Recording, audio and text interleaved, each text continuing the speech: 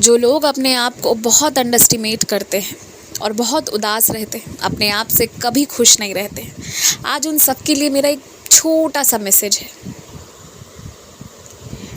एक डिवोटी हैं, मगर वो साईं बाबा के नहीं, माँ सरस्वती के डिवोटी हैं।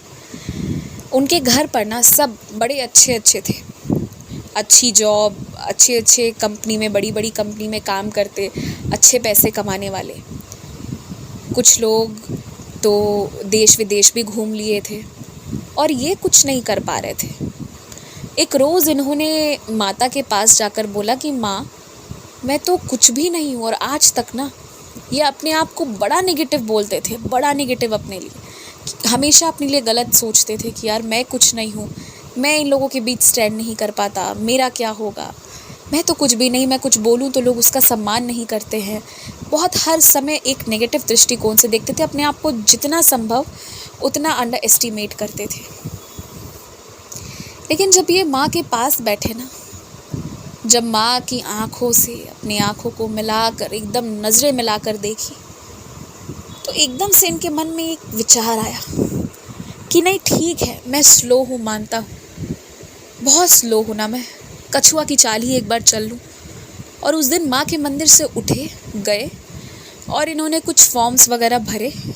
कुछ महीनों में कोई एग्ज़ाम होने वाला था उसका, और ज़ोर शोर से इन्होंने तैयारी शुरू की।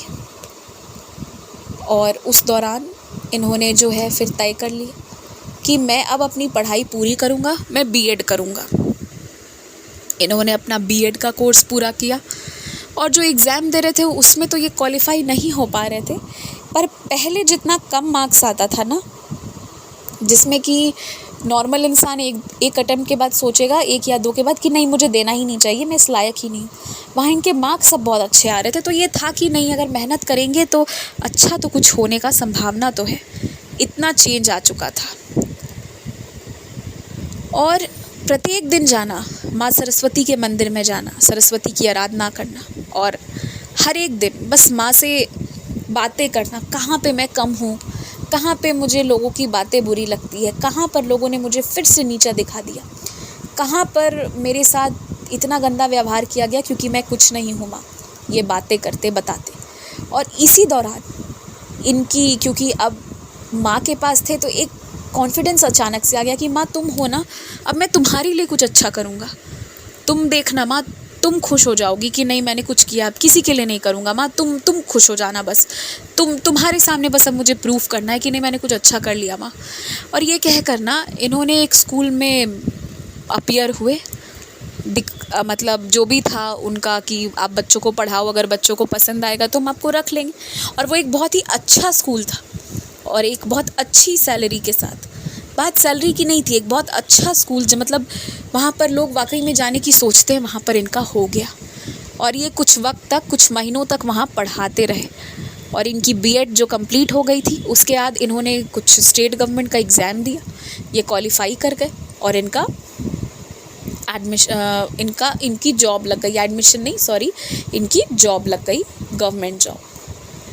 तो ये जो सफ़र इन्होंने तय किया ना, और जैसे ही इनकी जॉब लग गई, उसके बाद लोग जो इनकी मिसाल देने लगे सबको, और इनकी तारीफ़ें जितनी होने लगी और जो भी चीज़ें होने लगी, तो बहुत एकदम से सब कुछ बदल गया।